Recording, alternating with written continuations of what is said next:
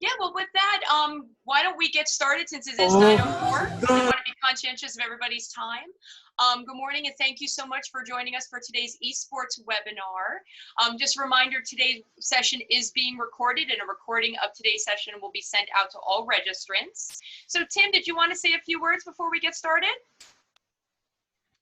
Yeah, just a couple things. One, thanks for all you joining us. I can't think of something more exciting than putting together some activities for kids.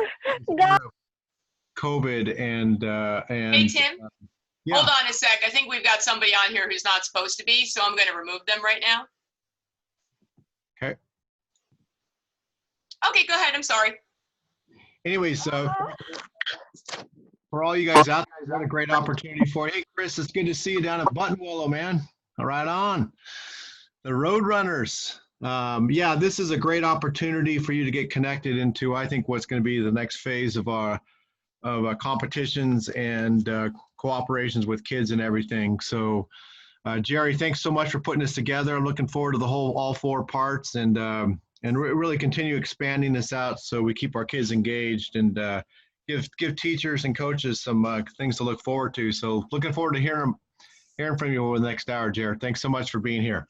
Thanks, Tim. All right, with that, I'm going to share my screen here.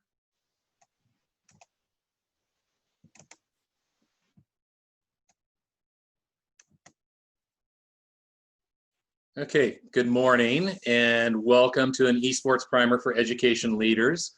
I'd like to thank Tim and Corey from the Small School District Association for hosting this webinar. I'd also like to thank our friends and partners at NASIF, the North American Scholastic Esports Federation. And I'll emphasize that word scholastic because it has an important connotation, as you'll come to understand in this presentation. Because esports and learning, I believe, have a hand-in-glove relationship. A special thank you to the team at weThink, who you're going to hear from today, a company dedicated to deepening the connection between digital learning and achievement. And lastly, a thank you to the folks at the Butte County Office of Education, led by Superintendent Mary Sakuma, for their leadership and support for esports and the Northern California Esports League. Okay, this is what we're going to look at today. I'm going to do quick introductions, talk briefly about define what esports are for you, who plays, who watches, who cares, make a couple of predictions, and then Kat's going to take over and she's going to talk about misconceptions in esports, the power of gaming and esports, and then talk about the evidence about esports being good for kids. The new research models that are evolving and the potential implications there, and then what opportunities are on the horizon, cultural, college, and career-wise. And then lastly, I'm going to take over to discuss some observations from my perch at the NCEL and working with students and teachers and administrators, and why should schools care about esports. And from there, we'll go into a Q&A. I'd encourage you to use the chat box for questions. We're going to try to leave time at the end to make that happen and answer anything that you're curious about. But encourage you to use the chat box and we'll try to accommodate everybody. Okay, a little bit about us. I'm Jerry Hight and I serve as the ringleader for the Northern California Esports League, headquartered out of the Butte County Office of Education in Oroville, California. I do a broad variety of other tasks for BCOE, but the slice of my position devoted to esports is my favorite because I see the transformational impact it has on kids that I work with. I've spent the majority of my 30+ years in education as the liaison between industry and education, mostly in technology areas, and I can readily see the job creation horsepower that is an outcome of esports immersion and gameplay in students. Kat, who's the other presenter here, Kat Salazar, is the modern day rendition of the Renaissance woman. She is a well-read, rooted in the classics and fundamentals of knowledge, but fearless and uniquely innovative in her approach to individual learning. Her grasp of technology and ability to understand the relationships and advantages of human and machine learning symbiotics provide weThink with a leading edge competitive advantage. I'm personally glad to have her as a friend and a colleague on this mission of promoting esports. What are esports? Simply said, esports or electronic sports is a form of competition that is facilitated through computer gaming. Most commonly, esports takes the form of organized multiplayer video game competitions. Here are a few of the titles, some of the leading titles in the esports marketplace. The NCEL and NASEF and our NCEL Middle School League has conducted competitions in League of Legends, Overwatch, Mario Karts, Super Smash Brothers, and Rocket League, both tournaments and leagues. I want to share this little quick video with you because I think it gives a really good context and perspective of esports. I don't know if that's sports. I put two races in mindset.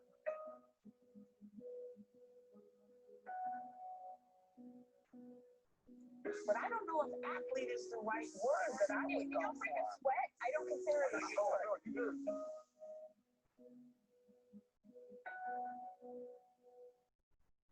Watching people play video games isn't like watching people play football. It's like watching people play fantasy football. It is one more step removed from human activity. You understand? It's video games. It shouldn't be on a sports network. It's video games. But can it truly be a spectator sport? It already is. 71 million watched it last year. They reckon it's going to, by 2017, it'll be 145 million people watching it.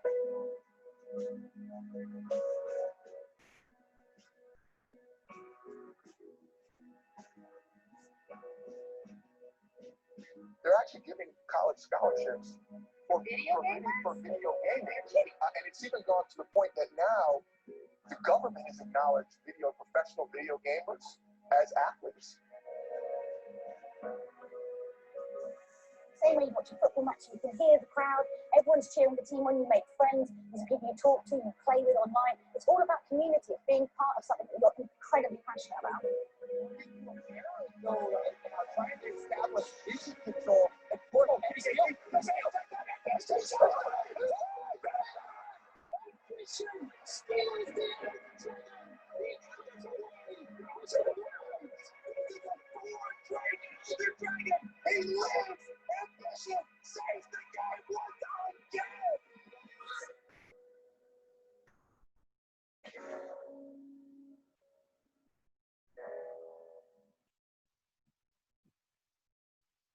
Every time I watch that little clip, I'm taken back to Kurt Gibson's home run against the A's in my youth, and I get the same little goosebump thing. And that's what happens here. Esports are athletic, and science even says so. Esports are just as mentally and physically demanding as traditional sports, if not more so. And this is a study by the German Sports University conducted in 2016. Talking about the amount of cortisol produced by those playing video games is equivalent to that of a professional race car driver. Talking about pulse rates, esports movements on the keyboard, and just their mental agility is just as athletic as any sport on the traditional landscape. Who plays, who watches, who cares? Okay, esports has a really passionate fan base. The esports audience will grow to 495 million this year. That's up from 270 million just 4 short years ago.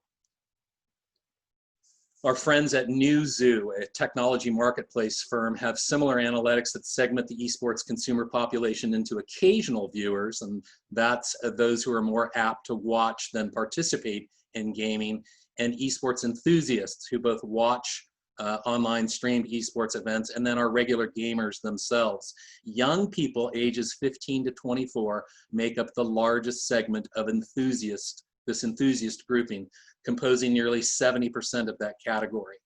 Esports enthusiasts will account for 223 million of the 2020 audience. They calculate that roughly 156 million kids are deeply engaged in esports gaming and currently, with a projected growth rate slated to reach 206 million at the minimum by 2023. Who plays? This is an analysis from Statista looking at the US esports population in the current year, finding that fully 59% of those engaged in esports are below the age of 34, with 21% of those under the age of 18. This translates to a minimum of 19.75 million under 18s as esports enthusiasts in the US, a number that most analysts believe to be underestimated. Couple that with research that sees pervasive participation and viewership in esports down to age 10, which wasn't included in this analysis, and you can readily grasp the magnitude of the phenomena at hand. Clearly, there is a little argument that esports play is pervasive among school-age children, and as such constitutes a compelling entry point for teaching and learning. Who cares? Well, why should I care about esports as a school administrator? Well, the American public cares. This year, viewership for esports events will exceed that achieved by major mainstream sports like baseball, basketball, and hockey, with only football drawing more viewers. This little blurb talks about viewership in 2020 exceeding 10% of all US sports viewing. And globally, you'll see 11 billion hours of esports consumed, mostly online, streaming, and even occasionally on, mainstream outlets like ESPN. 70 million will watch an esports final, and that's more people than will watch the Major League Baseball, hockey, or NBA finals. And in the US, there would be 3 billion hours of esports viewed versus 30 billion across all other sports. So again, 10% of all sports viewing occurs in the esports space. The investor world cares. With viewing and participation numbers in the millions, the opportunity to generate revenue from multiple sources is exceedingly attractive to those looking to the future for enrichment opportunities. Esports is a fertile landscape for such. Industry cares. There is an immense emerging employment market that surrounds esports and gaming. This graph depicts esports sector-specific growth that greatly exceeds accelerations experienced in other sectors, including technology, business services, and manufacturing. The esports industry is growing fast, and the number of jobs available grew by 87% in 2019. Globally, there's a huge explosion. The US is home to more than half of all esports jobs on the globe and experienced an incredible job rate growth in 2019. California is the golden state with 63.44% of all US-based esports opportunities in 2019. In short, there are abundant careers in all kinds of directions that spring from esports. College and universities care. There are now over 170 schools who provide scholarships for esports competition with total support for student athletes in the sport totaling more than $16 million annually. Here's a graphical depiction of the 170 campuses with esports programs.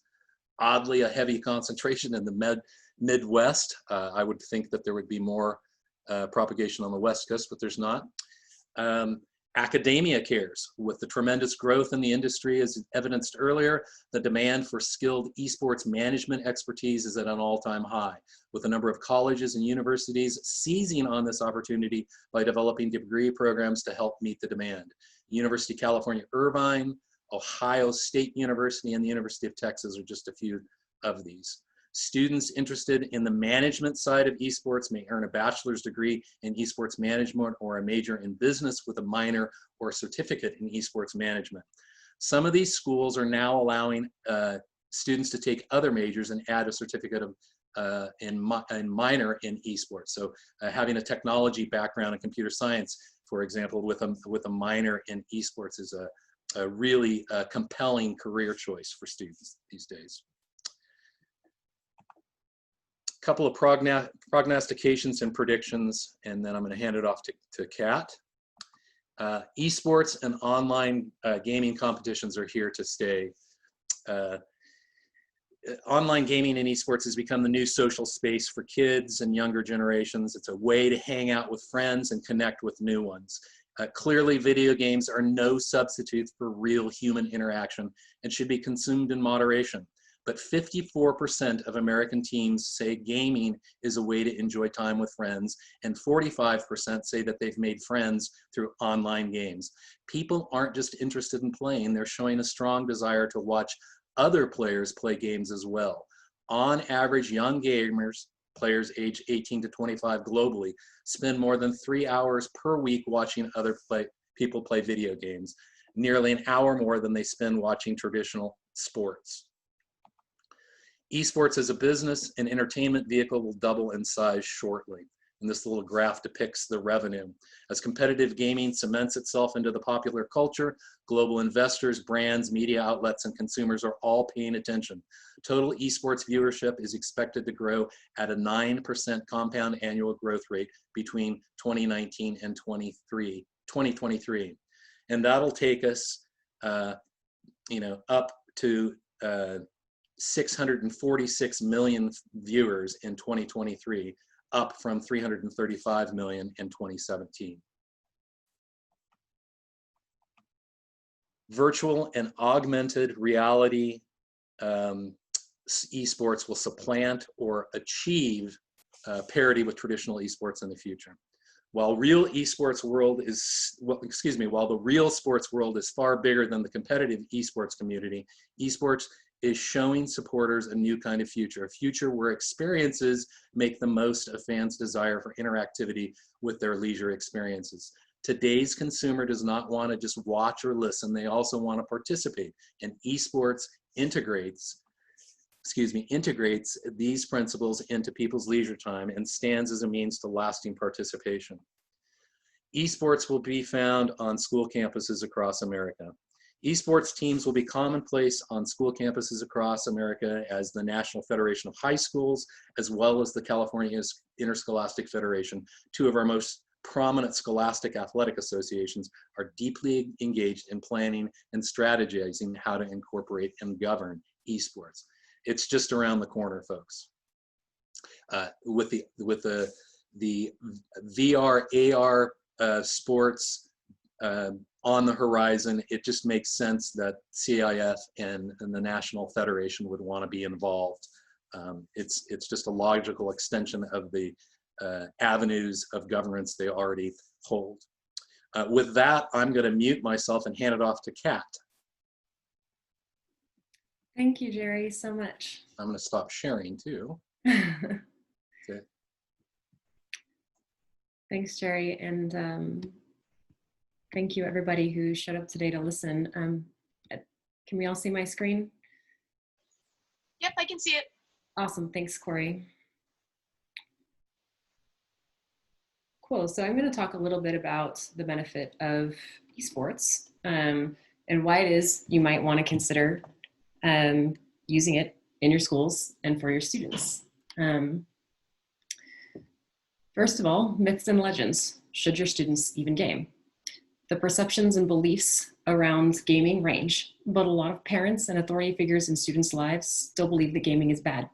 We have a pervasive narrative of that 30-year-old student still in our basement playing games with no job and no life. Or worse, we maintain beliefs that video games can cause violent behaviors. Sometimes video games and culture seems isolating and toxic. Sometimes it seems like a waste of our time or just a distraction to academics and career. But research is proving otherwise. And so I ask all of you that are here today, no matter what you think of video games or what your personal experience has been so far, to step back for a minute and consider with an open mind the following question. What are video games really? Video games are just a tool, a very, very powerful tool. And like all tools, they come with risks and rewards as you learn how to use them. There are many different types of video games, and it's important to understand that the benefits vary. Esports itself consists of several categories, some of which include multi-online battle arenas like League of Legends, Heroes of the Storm, Dota 2, multiplayer online role-playing, real-time strategy, and first-person shooter games. A common thing among all these categories is that performance is typically carried out in a team-based environment where a player is placed in a virtual environment with the goal of eliminating their competitors, or achieving an objective. A player must combine their perceptual cognitive abilities, for example, anticipation, visual search behavior, pattern recall, and decision-making, and domain-specific skills like keyboard and mouse movements to achieve successful performance. In short, games are a really cool tool that presents simulations of a variety of scenarios in which a user is asked to make choices. And if you think about that for just a minute, the possibilities for such a tool, particularly as a learning or a research tool, are endless. Okay, so we might be willing to accept it as a cool new tool. Is there any evidence-based benefit to this really cool new tool? The answer is yes, absolutely. There are a plethora of them, in fact, and there's more research every day. Some of the well-documented benefits include playing games can improve your hand-eye coordination and motor skills. This is one of the most widely known advantages of playing video games, and there are dozens of studies documenting the effects. Games, as it turns out, are great at training fine motor skills and great at training us to link those skills to quick visual cues. This effect begins early, and playing games can even benefit young children, but it doesn't stop there. Improvements in basic visual processes, like improved visual contrast sensitivity, successful treatment of lazy eye, improvements in attention and vigilance, like improved spatial attention, improved ability to track moving objects in a field of distractors, reduced impulsiveness, and even overcoming dyslexia. And the studies there are really fascinating. By the way, I have a bibliography of citations that I'm happy to send out after this if anybody's interested. Improvements in executive functioning, like the improved ability to engage in multiple tasks simultaneously, increased mental flexibility, and reduction of mental decline that accompanies aging. Playing games can also expand parts of your brain. According to a study, brain areas crucial for spatial navigation, strategic planning, working memory, and motor performance are seen to expand after hours of playing video games. The study's authors even hypothesized that this kind of gaming could be used to help treat people who have decreased gray matter in areas, which can be a risk factor for serious mental illnesses like PTSD, schizophrenia, and neurodegenerative disease. And contrary to popular belief, playing online games can make you more social. Although people tend to think that playing games make you antisocial, see the 30-year-old child in the basement analogy, because you're sitting inside instead of going out, research has shown otherwise.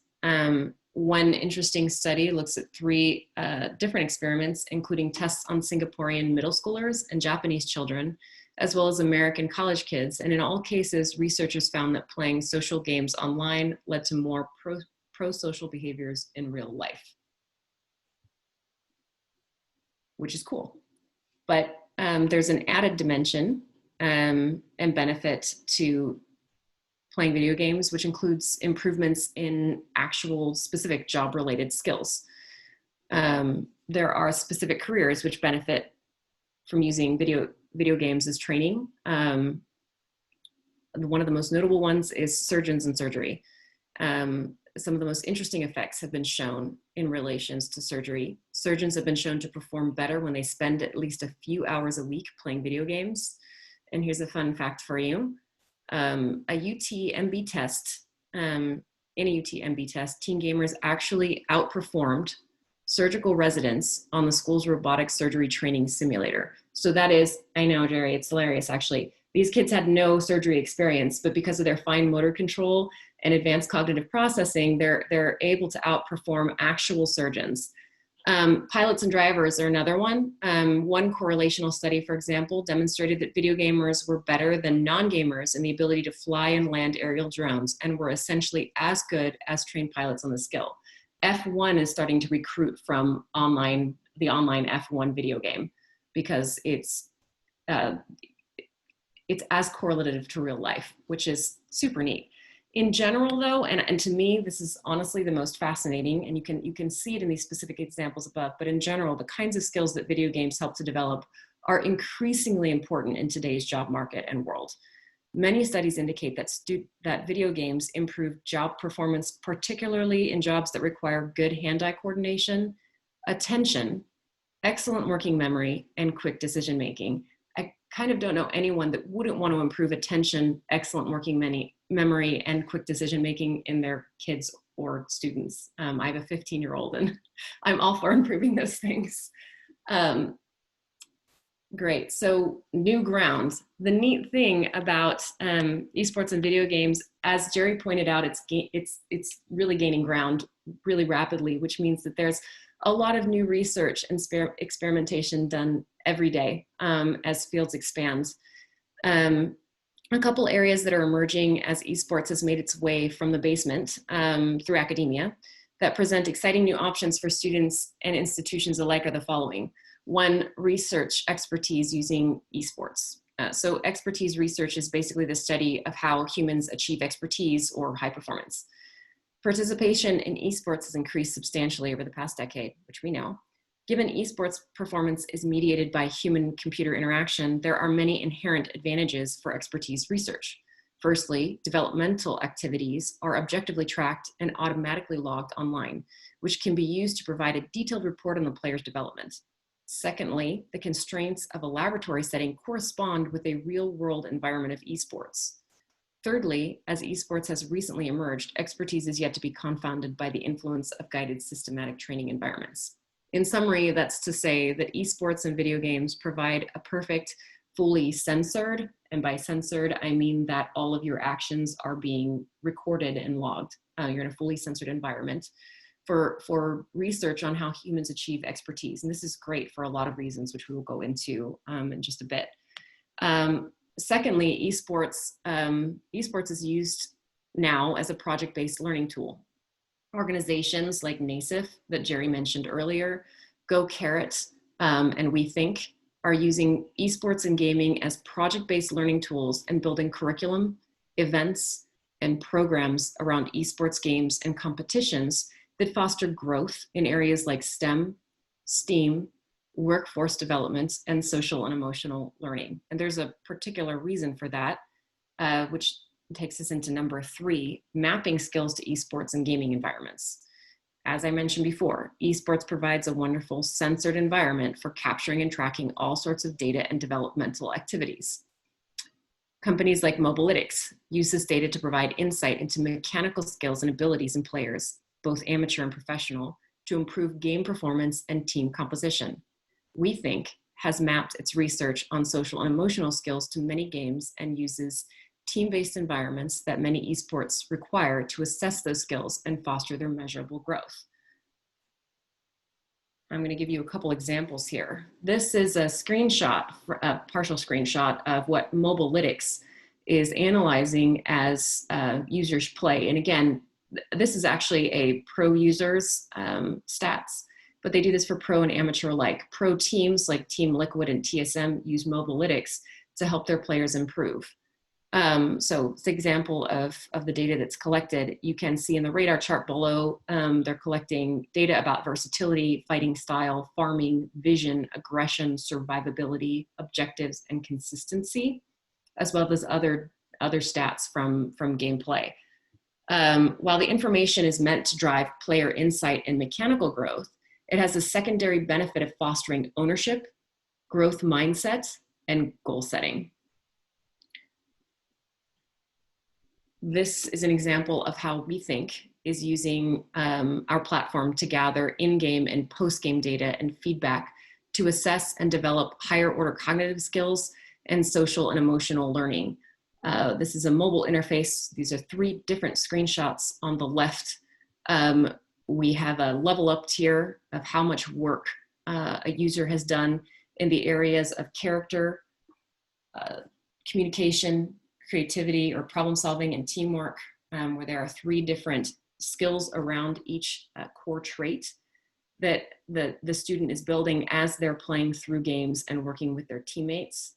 weThink captures data a number of different ways through the censored environment, audio and chat, as well as through our own platform, where we survey kids pre and post game to help them focus in on their actual social and emotional learning skill development. And in the same way that Mobalytics displays data, utilizing a radar chart, we do as well, only focusing on the other side of the player, which is teamwork, leadership, communication, problem solving, and character. And the neat thing about video games being in team-based environments is that they require the whole player to be developed in order to actually create real wins in situations. It's one of the biggest interesting challenges that pro teams face right now, more than even traditional athletic sports. Communication, teamwork, and synergy matter because of the rapidity of decision-making that's required by teams in esports. So we're tracking skill growth over time and providing real-time analysis and feedback for learning. Esports provides just a very real-life context, which requires this sort of rapid decision-making. Employing tools like Mobalytics and weThink deepen the learning potential by requiring reflection post-gameplay and creating a perpetual learning experience, largely driven by a student or player's increasing self-awareness and desire to succeed. And those are all states that we want to encourage in any learner, right? No matter what it is that they're learning. Esports is just a really rich ground for doing that. Most popular games are great environments for skill development. So this is a screenshot of some of the work that my company does in mapping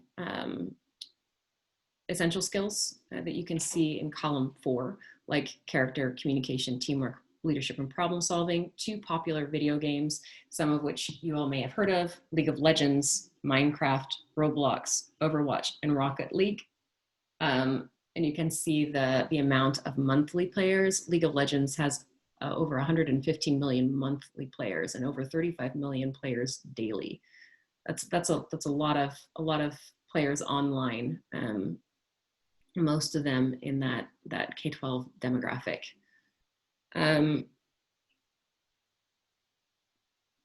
So the neat thing is that these games provide such a rich environment for skill development with just a little guidance, keeping in mind our opening perspective that games are a tool. How we choose to guide the experience and use makes all the difference in the world. Not only do esports and games provide new ground for learning, it's also arguably, and I'm arguing this, better ground for fostering skills and perspectives that matter for success in the 21st century. So yes, gaming and esports can help develop things like essential 21st century skills and even things like equity and inclusion. It's pretty well documented that esports improves 21st century skills, but here are a couple fun facts on the equity and inclusion side. Girls that game early are 3 times more likely to choose STEM careers, which is pretty cool. So big advocate of girls that game early. My company works with kids in esports down to elementary, and we've had the honor of seeing over half of our classes drawing females and watching a lot of those females take leadership positions on their teams. Over 90% of kids play video games, all sorts of video games. They watch them, they play them mobile and console and PC, and it's now a communication and community experience. It's more than just entertainment or a game. Games are not discriminatory based on language, learning disorders, IQ, etc. Everyone, regardless of label, can enjoy them and learn through them. Gaming has been shown to help students with ASD. Video games can teach social skills, offer opportunities for successful learning and motivation to improve skills such as planning, organization, self-monitoring, and reinforcement of desired behaviors. The team-based game environments are more like current work environments that students will find themselves in later when they have to solve unstructured problems and be flexible. With guidance, games are the perfect environment for learning things like digital citizenship. Jerry mentioned this earlier, so we'll run through it briefly, but there are a number of opportunities for students now that play video games and take them seriously. There are scholarships offered by colleges, but also by video game partners, which provide a number of opportunities, not just for the player, but for the staff of the team as well, which is really exciting. And Jerry and I found the same infographic, it looks like, but yes, there are a number of opportunities in the workforce that esports has opened up. The opportunities were up 185% in the first half of 2019. And the list you see here of different job options in the esports space is just an example. Outside of esports, there are many other jobs in the games industry which may cross over into the esports. For example, game developers, audio engineers, publishers, and testers. So keep in mind that career implications of esports include essential skills development and work preparedness for actual career opportunities in the industry, in every industry. So it doesn't matter if your student intends to go into an esports industry related job, the skills that they're getting will help them everywhere, whether they're a surgeon, a pilot, a teacher, it doesn't really matter. We're preparing our kids for the future by helping them use video games as a tool and use it well. Along with high levels of engagement, the use of games in classrooms offers exciting, powerful vehicles that can stimulate collaboration, problem solving, creativity and innovation, critical thinking, communication, and digital literacy to satisfy contemporary curriculum goals and cross-curricular approaches to student learning. That was from an article in 2011, and nothing has changed, except that now that we have more research to back up this claim. If used the right way, games and esports have the potential to develop necessary skills such as social and emotional intelligence, coordination, problem solving, teamwork, cooperation, digital citizenship, empathy, and impersonal communication, and more. We can use games to teach these skills, which means that a student's interaction with gaming will be at an elevated level.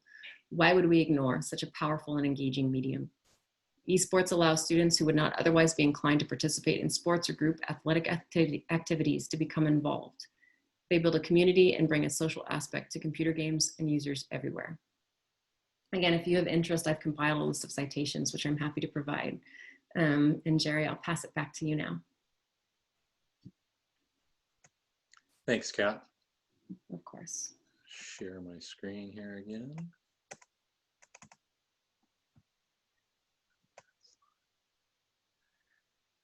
Okay, I just want to close with a couple of notes. Why should school leaders care? And I'm giving you this from the perspective of the last 3 years in forming the Northern California Esports League and my interactions with teachers and students and school administrators.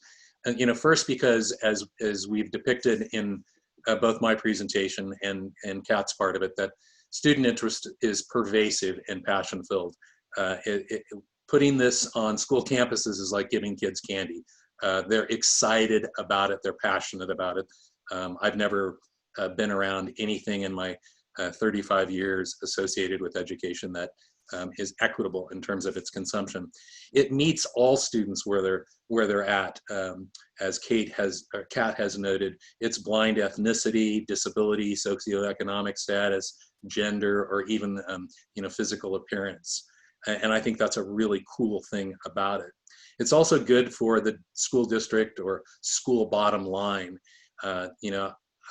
I've had evidence of attendance acceleration captures at the Plumas County. My friends at the Plumas County School District have reported back that they've had a considerable increase in attendance after they've mounted esports programming at each one of their high schools. There are minimum requirements that go along with participating, and one of those is attending school. And simply by putting this on their school sites that they've captured enough ADA revenues that have, they've easily paid for whatever expenditures they incurred for the labs and, the teacher costs for putting this whole thing together. Testing and student performance have also increased at each of our NCEL school sites. And we're experiencing the same sort of indicators after a year of operating our middle school league. We were the first to operate a middle school league in California this last cycle and had some great successes there. And because it's about students first, it's transformational for students. It's all about inclusion, and it's about meeting their interest and helping them improve and helping them have inspiration for the future, aspiration for career. Couple of little anecdotal shares. The mother from Central Middle School in Oroville who came up to me and pulled me aside and said, hey, little Jimmy is a changed student by his engagement here, that this is the first time that he's ever felt included in something, in some school-based endeavor. And I want to thank you. She was, full of tears and very emotional about it. Again, the school teacher who comes up to me and says that, this is the first time that, so-and-so has ever, been engaged in, curriculum and has been part of school programming.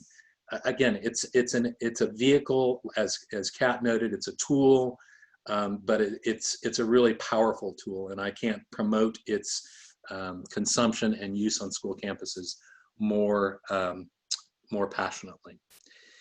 Let's see, with that, I want to talk about next session, Monday. We're going to take a deep dive on video games in the classroom and our middle school junior high league. I'm going to be joined by James Wood, who's a league teacher at Achieve Charter School, and he runs the middle school league and has a year under his belt as a NACEF fellow developing a middle school curriculum. So we're really going to get into the nuts and bolts of how to get a middle school program started and how to attach curriculum and learning to it. And then following session on the 19th, we'll do sort of the same thing with Kevin Brown from NACEF at the high school level. This is our contact detail for Kat and I. Welcome any questions, any reach outs, and I can't thank you enough for joining us today. And with that, I'm going to stop sharing my screen. And I don't know if Corey is still here, if how we hand it off to questions, if we have time for questions. Yeah, sure, and I am still here. So thank you, Jerry, for posting the link to that video. So that is up there. Let's see, we did have one question. As a middle school history teacher, are there any games that are widely used for that purpose? And additionally, what types of esports games are typically seen on middle school campuses? So kind of a two-part question. Yeah, so we've really stayed away from first-person shooter and have really gone to more, I guess they would call them less controversial games. So we do Mario Karts and Smash Brothers, and we do Rocket League for our middle school. And there are a lot of other reasons having to do with the Childhood Internet Protection Act, which has different implications at the high school level versus the middle school level. So another reason why we go with platforms that don't require Twitch or Discord to sit on the side of. But yeah, I'd love to help whoever is interested. Super encourage you to follow up Monday with our session with James, because he can really give you the deep dive on how to get a middle school program going. Hope that satisfied that question.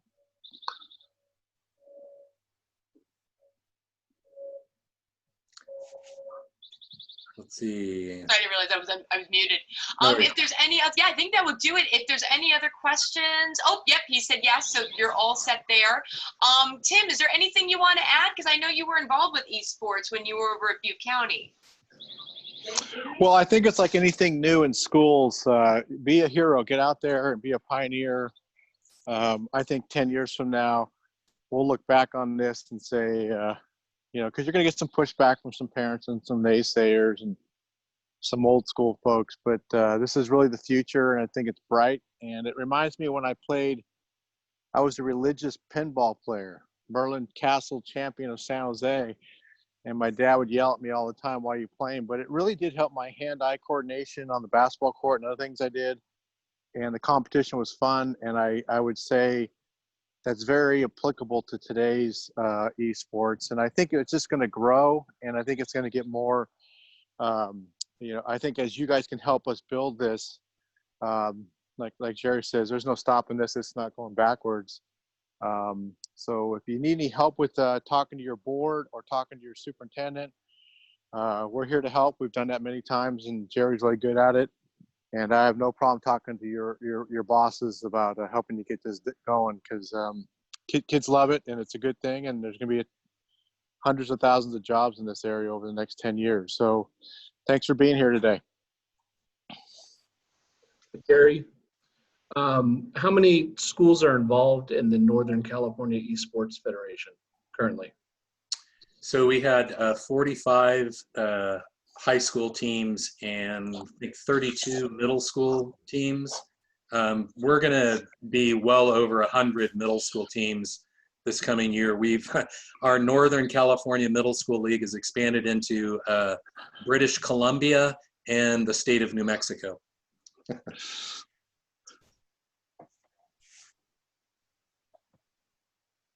And I told Jerry I'd host a team from South Korea, so bring a little international competition and a championship. But Jerry, thanks so much again. I really think people are going to probably need some help in some of these rural areas to talk to their boards and old-time folks, but we can help them get there, and we're here to help you guys. Anything you guys need. Yeah, obviously we've had to talk to administrators, we've had to talk to parents, we've solved technology problems in small and rural schools. So yeah, we're here to help. Yeah, Jerry knows one of my favorite stories was the first game we had up in Butte County was a little school in Paradise, a little high school in Paradise, little startup high school that was playing Modern Day, the #1 ranked nationally they were ranked #1 in high school football in the country. And I ran in and told the kids, "Oh my God, you guys are playing Modern Day and esports." And they're like, "Who are they?" And I said, "Well, you'll find out." And so they did, but it's just great to see a little rural town play big time Orange County and have a good time. So we look forward to seeing you guys out there. And yes, Jerry, I would kick your butt in pinball.